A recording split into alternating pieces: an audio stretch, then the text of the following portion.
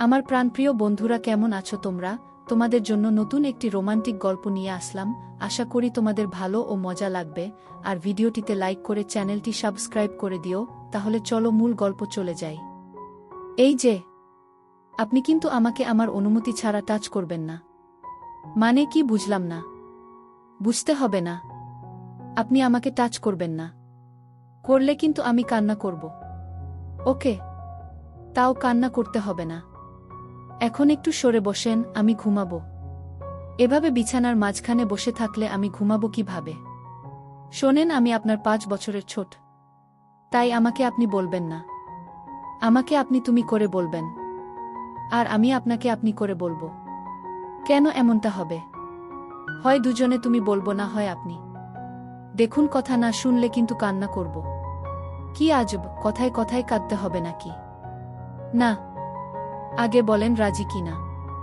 ওকে, রাজি। তুমি ঘুমাবে না? শোনেন, আজ রাতে আমি আপনি কেউ ঘুমাবো না। কেন? আমি না সারা জীবন কোনো প্রেম করিনি। সব সময় ভেবেছি যাকে বিয়ে করব তার সাথেই প্রেম করব। আর যতদিন তাকে ভালোবাসতে পারবো না ততদিন তাকে টাচ করতে দিব না। ওহো আচ্ছা, এর সাথে না ঘুমানোর কি কারণ বুঝলাম না।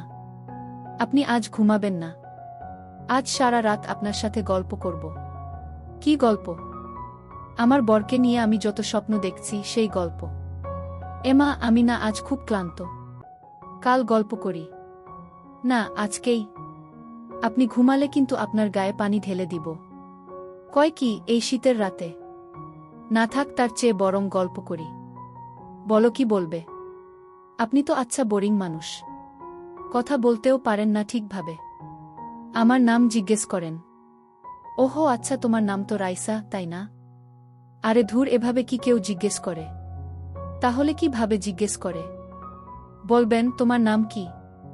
কিন্তু আমি তো তোমার নাম জানি।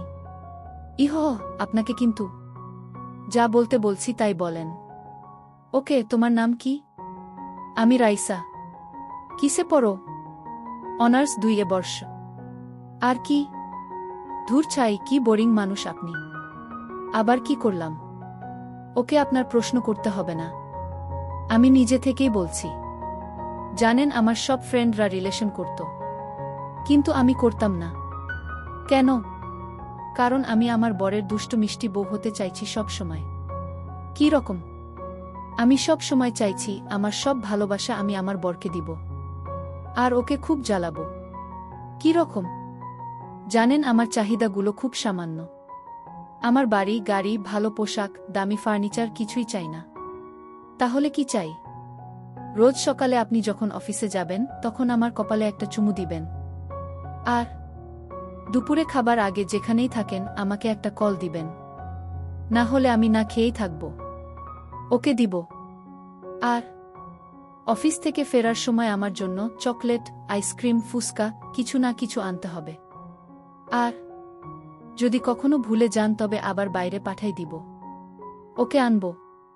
আর ভালোবাসা দিবস, ম্যারেজ ডে সহ সব ভালো ভালো দিনে আমায় নতুন করে প্রপোজ করতে হবে। কিন্তু কোনো ফুল দেওয়া যাবে না। এটা কেমন কথা? জি, এমনি কথা। আর আমার কুয়াশা, চাঁদনী রাত, ঠান্ডা খুব ভালো লাগে। তাই মাঝে মাঝে ঘুরতে নিয়ে যেতে হবে। ব্যস্ত থাকলে বলবো না। ওকে? মাঝে মাঝে চাঁদনী রাতে বেলকনিতে বসে 1 কাপে 2 জন কফি খাবো। 1 কাপে কেন? 1 কাপেই খাবো। ওকে? আর মাঝে মাঝে বৃষ্টির রাতে ছাদে গিয়ে 2 জন ভিজব। আর তুমি কদম ফুল দিয়ে আমায় প্রপোজ করবে। এই শহরে কদম ফুল কই পাবো? আমি জানি না। আর রাগ করলেও কদম ফুল দিয়ে রাগ ভাঙাতে হবে। এটা তো রীতিমত টর্চার। সারা বছর কদম ফুল কই পাবো? আমি জানি না। আচ্ছা, অন্য ফুলের কথা বলো। না, কদম ফুল না দিতে পারলে আমায় কোলে নিতে হবে। যতক্ষণ মন ভালো হয়নি ততক্ষণ কোলে নিয়ে থাকতে হবে। এই 4-8 কেজির বস্তা কোলে নিলে আমি বাঁচব? আমি জানি না। কদিন পর আরও মোটা হব। তবুও কোলে নিতে হবে। বলে কি? প্রথমের গুলাই তো ভালো ছিল। সব গুলাই ভালো, কোলে নিবে কিনা বলেন? ওকে বাবা, নিব। শোনেন। বলো। আপনার এই বোকা বোকা চশমাটা একটু খুলবেন। কেন? আপনাকে দেখব। এত মোটা ফ্রেমের চশমা পরেন, এখনো ভালো করে আপনাকে দেখি নাই। আচ্ছা আমি ঘুমাবো, কাল কথা হবে, গুড নাইট। এই যে শোনেন, এখানে তো একটা বালিশ, আমি কোথায় ঘুমাবো? আমার বুকের উপর। মানে? তোমার যেমন আমাকে নিয়ে অনেক স্বপ্ন, ঠিক তেমন তোমাকে নিয়ে আমার একটা স্বপ্ন। আমার বউ সব সময় আমার বুকে মাথা দিয়ে ঘুমাবে। সারাদিন যত রাগ ঝগড়াই হোক, রাতের বেলা যেন কেউ কখনো অন্যজনকে ছাড়া না ঘুমাতে পারে। প্রিয় যুবক ভাইয়েরা, গল্পটি কাল্পনিক, কিন্তু একটা বার ভেবে দেখো, বাস্তবে যদি আমরা এইরকম স্ত্রীর স্বামী হতে পারি, এই পৃথিবীতে আমাদের চেয়ে ভাগ্যবান আর কে হবে? তাই অযথা বাজে মেয়েদের ভালোবাসার পিছনে না ঘুরে নিজেকে এমনভাবে তৈরি করো যেন গল্পে উল্লেখিত এই রকম পুণ্যবতী স্ত্রীর ভালোবাসা তোমার কপালে আসে। আর পাশাপাশি আপুরাও গল্পের মূল চরিত্রের মতো চিন্তা চেতনা মাথায় নিয়ে চলার চেষ্টা করবেন। আপনি লুকিয়ে একটা অপকর্ম করে হয়তো হবু স্বামী বা পাশের লোকদেরকে ধোঁকা দিতে পারবেন, কিন্তু বুকে হাত রেখে নিজের বিবেকের কাছে কখনোই বলতে পারবেন না, আমি একটা সতীসাধ্যী নারী। নিজের চোখের সামনে নিজের ভালোবাসার মানুষটাকে অন্য একটা মেয়ের সাথে সদ্য বিয়ে করা অবস্থায় দেখছি। হ্যাঁ, আকাশ তার সদ্য বিয়ে করা স্ত্রী মিতুকে নিয়ে আমার সামনেই মাথা নিচু করে দাঁড়িয়ে আছে। আর আমি পাথরের মূর্তির ন্যায় দাঁড়িয়ে ওকে দেখছি। আমি যেন কিছুর বলার কথাই ভুলে গেছি। আমি শুধু আমার সামনের দাঁড়িয়ে থাকা মানুষটাকে দেখছি, যে গতকাল ও আমায় জড়িয়ে ধরে বলেছিল, দুনিয়ার কেউ পারবে না আকাশকে তার স্নেহার থেকে আলাদা করতে, এই আকাশ শুধু তার স্নেহার আর কারো নয় গি। আজ সেই মানুষটাই এক রাতের ব্যবধানে অন্য একটা মেয়েকে বিয়ে করে আমার সামনে দাঁড়িয়ে আছে। আমি কিছু বলবো তার আগেই আমার বড় চাচা চেঁচিয়ে বলে উঠলেন, বড় চাচা, এসব কি আকাশ? তুমি এসব কি শুরু করেছ? আজ তোমার এঙ্গেজমেন্ট স্নেহার সাথে, আর আজ তুমি অন্য একটা মেয়েকে বিয়ে করে বাড়িতে এসেছ। এসব কি নাটক শুরু করেছ তুমি? আকাশ এবার মাথা তুলে বড় চাচার দিকে তাকিয়ে খুব নরম স্বরে বলল, আকাশ, আমি কোনো নাটক করছি না বড় বাবা।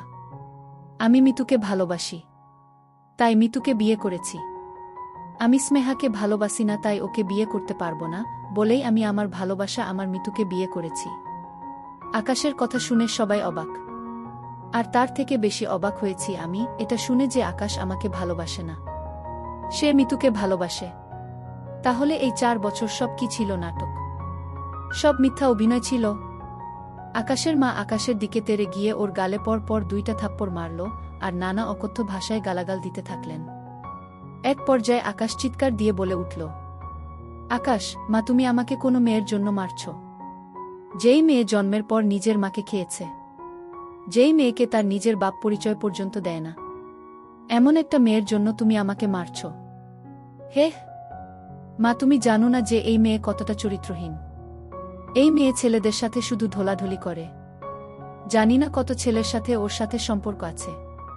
ছি! আকাশের কথাগুলা শুনে এবার আমার ধৈর্যের বাঁধ ভেঙে যায়। আমি এবার আকাশের একদম সামনে দাঁড়িয়ে ওর জামার কলার ধরে ওর গালে কষে এক থাপ্পড় মারলাম আর চিৎকার দিয়ে বললাম, স্নেহা, এনাফ ইজ এনাফ। অনেকক্ষণ ধরে সহ্য করেছি, কিন্তু আর না। তুমি কোনো সাহসী কোনো ভিত্তিতে আমার চরিত্র নিয়ে কথা বলছ? তুমি আমাকে বলছো চরিত্রহীন? তাহলে তুমি নিজে কি? কাল পর্যন্ত তুমি আমাকে বলতে তুমি আমাকে ভালোবাসা, আর আজকে তুমি বলছো তুমি মিতুকে ভালোবাসো। তাহলে এতদিন সব কি ছিল? অভিনয়, নাটক ছিল? সব উত্তর দেও। আমি আকাশের কোলার ধরে ঝাঁকাচ্ছি আর কথাগুলো বলছি। এ পর্যায়ে আকাশ আমাকে ধাক্কা মেরে সরিয়ে দিল, আর এত জোরেই ধাক্কা দিল যে আমি ছিটকে মাটিতে পড়ে যাই। আকাশ এবার আমার মুখের উপর কতগুলো ছবি ছুঁড়ে মারল আর বলতে লাগল, আকাশ, তোর সাহস হয় কি করে আমার গালে থাপ্পড় মারার? তুই যে চরিত্রহীনা তার যথেষ্ট প্রমাণ আছে বলেই তোকে চরিত্রহীনা বলেছি। আমার আগেই বোঝা উচিত ছিল যার নিজের বাপ তাকে পরিচয় দেয় না সেই মেয়ে কতটা ভালো হবে। হ্যাঁ, আর তোমরা যেই মেয়ের জন্য আমার সাথে চিল্লাছ, এই ছবিগুলা দেখে নেও, তাহলে বুঝবে কার জন্য আমার সাথে চিল্লাছ। আমি আকাশের কথা শুনে ছবিগুলা হাতে নিলাম। ছবিগুলা হাতে নিয়ে আমার মাথা পুরা ঘুরে গেল। আমার সাথে একটা ছেলের খুব বাজে কিছু ছবি, কিন্তু এই ছেলেকে আমি জানি না, আর এইসব ছবিও আমি কোনোদিন তুলিনি। আর না, এই ছেলের সাথে আমার ভুলেও দেখা হয়েছে।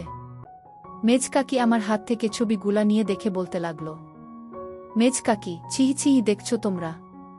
তোমরা শুধু শুধু আকাশকে বকা দিচ্ছ। এই মেয়েই তো ভালো না। কিভাবে একটা ছেলের সাথে ছি।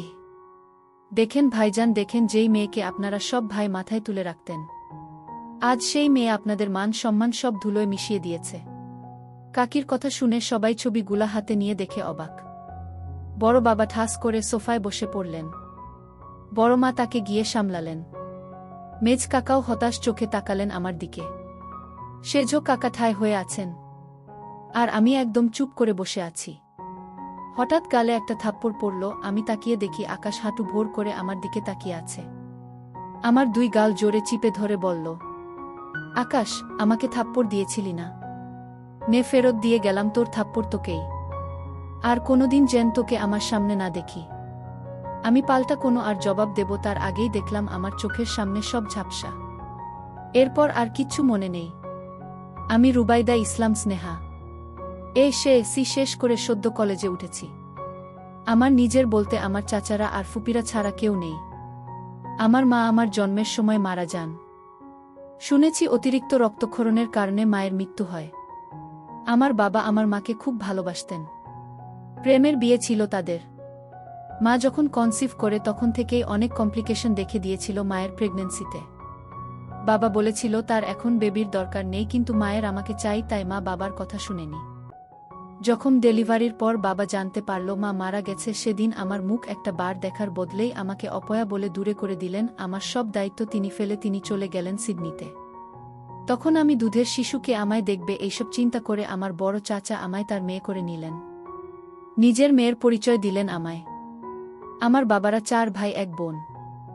আমার বাবা সবার ছোট। বড় চাচা জাফর হাসান, মেজ চাচা ইমরান হাসান, শেষ চাচা মোতালেব হাসান, আর আমার বাবা ইকবাল হাসান, আর তাদের আদরের ছোট বোন নাজমা হাসান।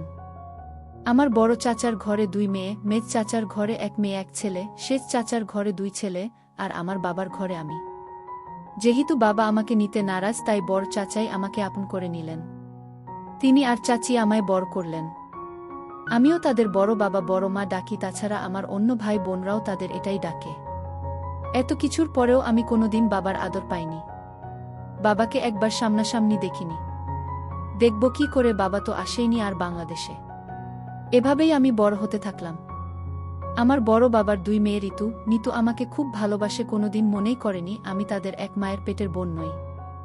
আমি আর নিতু পিঠাপিঠি। ঋতু আপু আমাদের বড়, এবার অনার্স ফাইনাল ইয়ারে। আমার মেজ কাকার মেয়ে জুই আর ছেলে জুনায়েদ, তারা আমার বড়। সেজ কাকার 2 ছেলে আকাশ আর আরাফ ভাইয়া। আকাশ এবার ভার্সিটিতে উঠেছে। আমার সাথে আকাশের রিলেশন পুরাপুরি হয় আমি যখন ক্লাস 10-এ উঠি।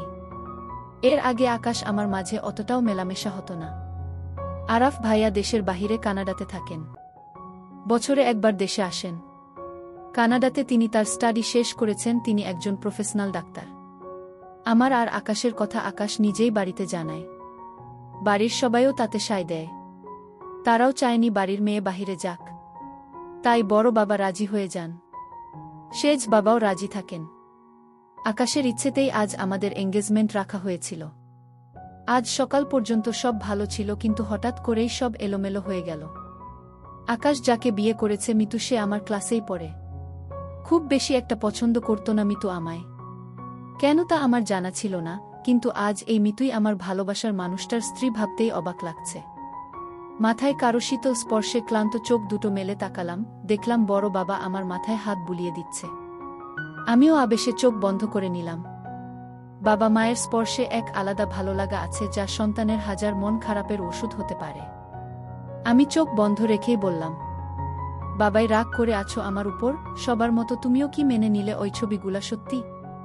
কথাটা বলতে গিয়ে চোখ থেকে গড়িয়ে পানি পড়ে গেল।